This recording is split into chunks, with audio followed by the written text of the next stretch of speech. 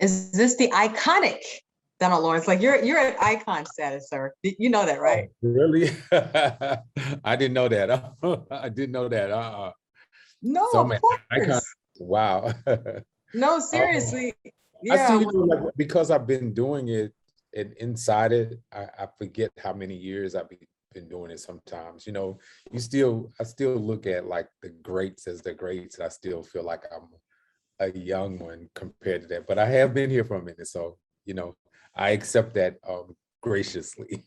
Yeah, I mean, I'll guess say you're one of the younger icons because some of them have went on to glory, Yeah. like the Andre Crouch and the Walter Hawkins, Edwin Hawkins, that sort of thing. But you are our living iconic legend, and as I see all the things that you're engaged in, I just don't know how you do it, Donald Lawrence. But this is what God has called you to. They said, "To whom much is given, much is required." Right? That's definitely true. Yeah, I just multitask. Sometimes I look back and say, I don't know how you pull that off, but Right. I just multitask. Yeah, I got you. So you just wrapped up the McDonald's Inspiration Tour. I saw you doing that, and I see you're going to do House with the Sound. Oh my God, I'm like, that's a lot. And then I see you That's, were you that's were a lot. you were on a GMA3, which was a big win. I thought to be on such a huge platform. Like, how did that happen? Yeah. Did they reach out to you, say, come on the show? Well, it was one of those kind of things to where I just said, hey, shoot this idea to them and see if they're into it. So I actually sent it to a publicist friend of mine and asked him to do it. But also one of my team members, Marcia, Okay. one of her best friends works for GMA3 in makeup, but she also does production. So Bill sent it one way and she sent it the other, and they just watched it, and they watched what I pitched to them in a production meeting, and they loved it, and they hit us immediately and said, how can we make this happen? And so it kind of caught me off guard because I was in the middle of working on some things. I was like, oh shoot, I did that, but I didn't know they was gonna come back that fast. So um I just said, yeah, I'm gonna make it happen by hook or crook. And originally we were supposed to fly in and do it live in Times Square. But they did tell me that if it rained, the whole thing would be canceled. And it's so costly putting all this stuff together that I didn't want that challenge that happened. So we decided that I would come in and do a live interview, and we would film the presentation prior. So we really filmed it that Monday prior to me doing it, and I stayed up all night editing it and getting it to what they needed for their tools, and that's how it happened. Yeah, just in So case folks definitely don't know what I'm big shout talking out. about. That was great. Just in case folks don't know what I'm talking about, Donald Lawrence was featured on GMA3, and the performance, along with Deeply Rooted, the dance group, Deliver Me with Leandria Johnson. And I just love it when faith is shown on platforms like that, because it just kind of exposes what faith is, and it also exposes the gospel industry. It puts us on a different platform, and it lets folks know that gospel is not just for church, but it's to feed the soul of Yeah, anybody. Yeah. anybody. I really think that, and this is not, I'm not being weird or anything like that, but I think that people, who don't go to church sometimes forget that gospel music is also an art form. And it's not just about a religious experience. And sometimes people don't want the religious experience, but they do love the art form. So I think when you understand how to present just the art form and let it do whatever it's going to do, let it inspire, let it lift, let it make people come to church. I think that's part of when God says, if I be lifted, I'll draw. Sometimes we're too busy trying to do the drawing, and then it turns people off. Sometimes you just be who you are, and then that draws, the what's there, the word, the message, how it feels, just what comes from that. So I was glad to do it. I was really glad to do it in a more theatrical, form, because that's what I love. I figured that would be really good for that audience. And it was right in center Times Square, Broadway, and all of that. So it worked out really good for everyone. That's super cool. And then, I mean, just to think about, because I know that you're a fan of theater, and to Oh, see that you're merging your project Goshen with Deeply Rooted, the dance group, just to yeah. bring those two elements together. Yeah, it's fun. I know you're beyond excited, Donald Lawrence, that this is happening in Chicago. Yeah. I am. I'm really, really excited. It's something that I've been working on for a while. Actually, when I kind of started creating the album, it was with the idea that this would come to stage in a dance theater kind of a setting.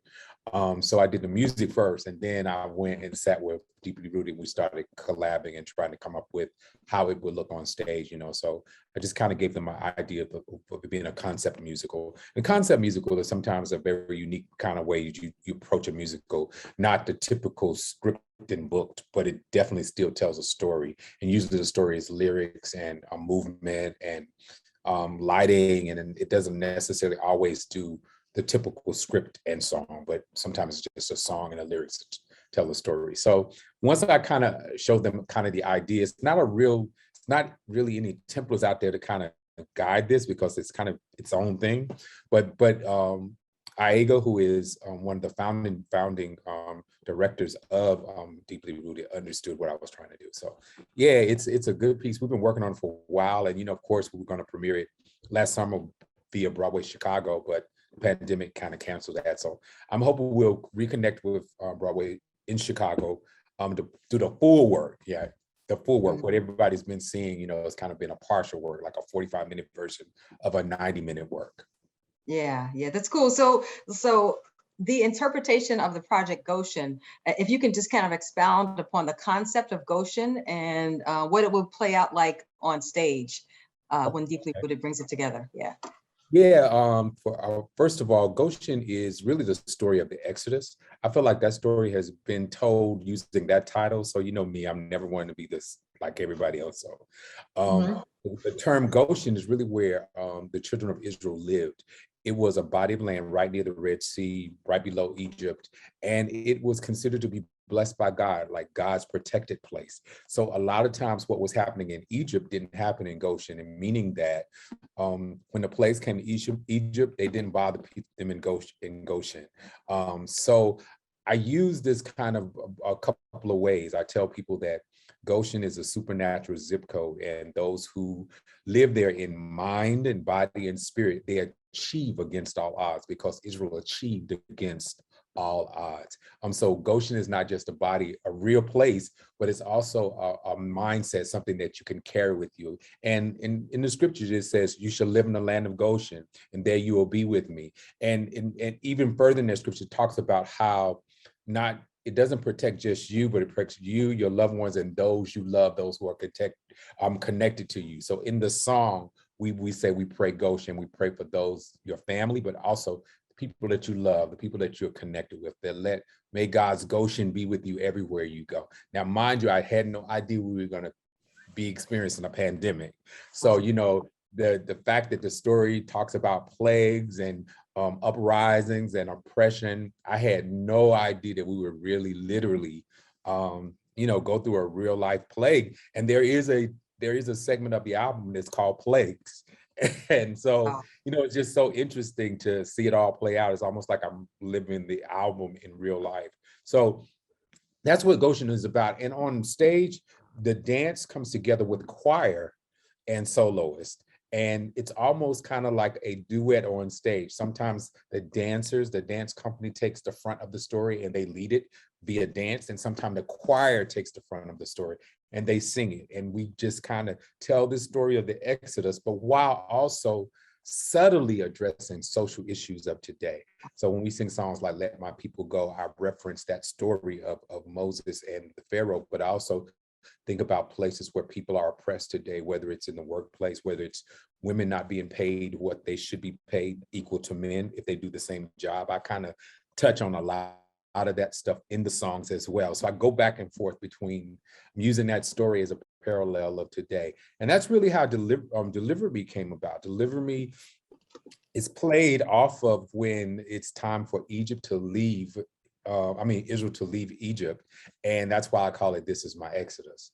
But I also understood that, you know, there are other places where sometimes we have an inner oppressor, and sometimes it's us. Sometimes we're the ones who have allowed the wrong people in our lives that's caused oppression for us, or we've done things that cause us to be kind of oppressed. So I let that song be about me coming to grips with I caused this and let me call it into it, other than just blaming it on everyone else. So that's kind of how Deliver Me, This Is My Exodus comes. So it's still a play off of the Moses story, but at the same time, talking to people in a now and day life situation.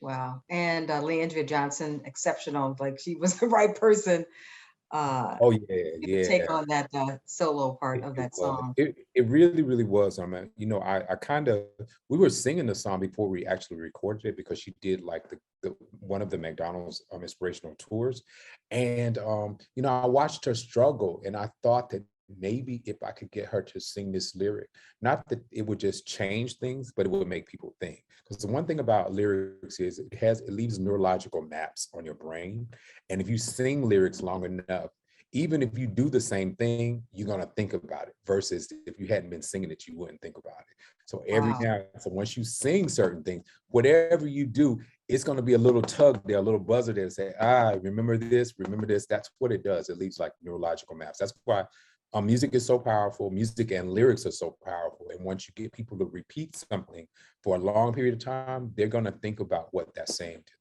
Wow. The mind of Donald Lawrence. them. You could do your own podcast, The Mind of Donald Lawrence. And like when I listen to There's some of your always songs, an intention. There's always an intention with me. I don't just randomly write or randomly put it together. There's always a real intention of what I'm trying to do or say or get people to realize. it's good. And that sets you apart really from just your ordinary artist or ordinary writers, producer. And sometimes when I listen to your songs, that's like I have to go back to Sunday school. Like let me go back and see what's the Bible is saying about. I need to go back to the basics. I need to understand what Donald Lawrence is really the interpretation of this song. I know a lot of that derives with your relationship with Dr. Bill Winston on Oh some of yeah, his sermons, and that's so great. Yeah, that's what I call dad. He's just brilliant. He inspires me so much, like just the things he says. And it's funny because I get like sometimes your songs are too intelligent, but I think that people don't give people enough credit to be intelligent. And it's funny because one of my other musical heroes is a guy he's a Broadway writer. His name is Stephen Sondheim. And I was mhm. watching an interview from him because I'm a big fan. And he's older now, but he's done classic Broadway shows. It's just an amazing creative. And one Wow. of the things that critics have always said about him was that his music is sometimes a little bit too intelligent for the listener. And he doesn't feel that way. He said he Okay. feels like, the listener gets it and it brings the emotion and the heart all at the same time. It teaches them while they also feel it. And that's kind of what I feel. I like to introduce to people the things that they didn't know they needed to know. I So then once I do that, they go like, I never thought about this. About thank you. I appreciate understanding an Eden mindset now. I didn't think about it that way. Or I appreciate, the blessing of Abraham, understanding what that means for me.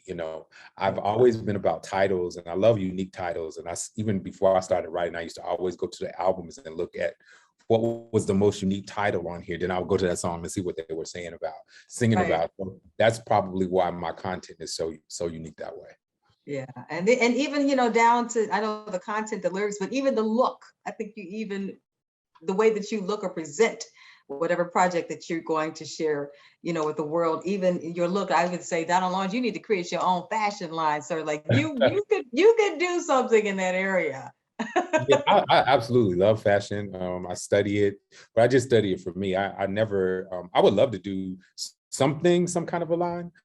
But I never really took fashion serious like I took music and theater and all that stuff. I just kind of do it on pastime because I enjoy it for myself. People always ask me if I could style. I don't know if I could really style anyone else, but I know how to style me. I know what Gotcha. I can pull off. But yeah, I think when it comes to artistry, it all works.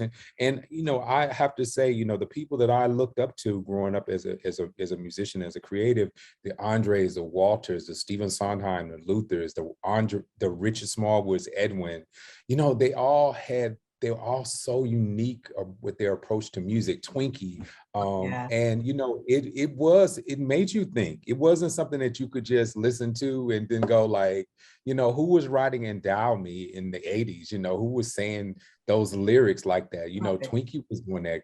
Andre was the master Yeah. creative, like so all of those people are really, who really inspired me. So I love being able to do unique stuff. And I really, really try to push all the creatives of today not to just totally, fall for mediocrity.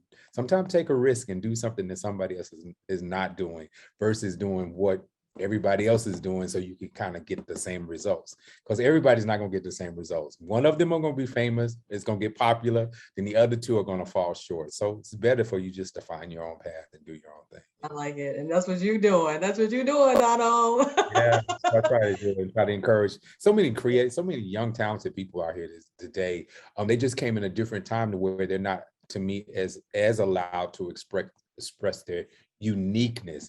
Everybody wants everybody to be the same. They were like, okay, we need one more like this, we need one more like this. Versus when I started, I think the diversity was what was popular. We loved it when nobody was like I could identify Tremaine versus Karen, or Vanessa versus Shirley Caesar, or I could identify that. I don't know that you can always do that now. It kind of all sounds the same.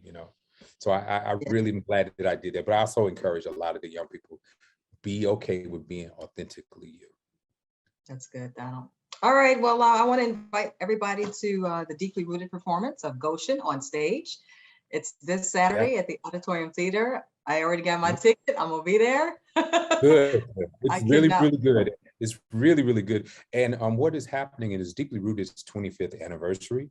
So everybody come out. It's gonna be great. You're gonna get a full show. What happens is the first act will be Deeply Rooted's repertoire, just their classic dance repertoire, and act 2 will be Goshen. So it's going to be a 2-hour full-out performance of dance and singing, and it's going to be great. You're going to really, really enjoy it. You will see something unique. It's rare that you're going to see a dance company of Deeply Rooted stature on stage with a choir and vocalists. So you're going to see all of that kind of meshed in, and so it's really good. Shout out to Zeke Locke and New Experience. Yes. I did a workshop with them, a musical theater workshop with them, like last summer. And really trained them how to deliver songs with a musical theater perspective and approach. So they stepped to the plate great. I'm very proud of them, and it's gonna be good. You'll really enjoy it. Of course, we'll see you on stage too. Are you going to be a part of the whole performance? I'm in the creative seat this time. I'm not on stage, but I will come out and speak to everyone by the end of it. But I'm enjoying this side of it, because sometimes when you in it while trying to do it, you miss things. So I prefer to sit back this way and look at it that way versus being in it.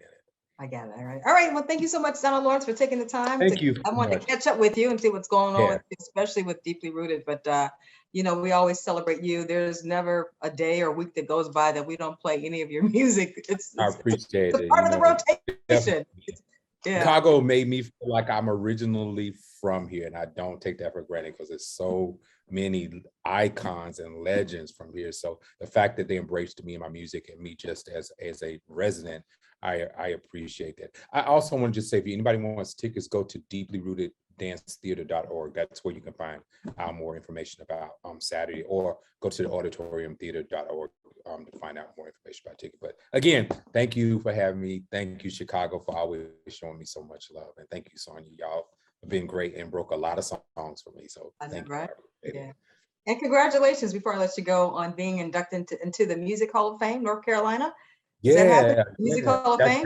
That's happening this Thursday, actually. I'm flying out tomorrow. They're inducting to the North Carolina Music Hall of Fame. Myself, they're doing a Roberta Flack, Jermaine Dupri, his dad, Michael Malden. I don't know, people might not know him, but he's a big industry manager, kind of was definitely behind Jermaine Dupri's career and stuff. So it's quite a few of us that they're inducting on this Thursday. So I'm excited about that. Also, thank you again. Delivering Me with Gold. Yes. Thank you. That couldn't happen without y'all playing it, people streaming it, people buying it. It's a collective of all that. So thank you so much for that as well. All right. Well, thank you, Donald. I'll see you at Deeply Rooted, Goshen. I'm excited for you. Many blessings. All right. God bless. Bye-bye.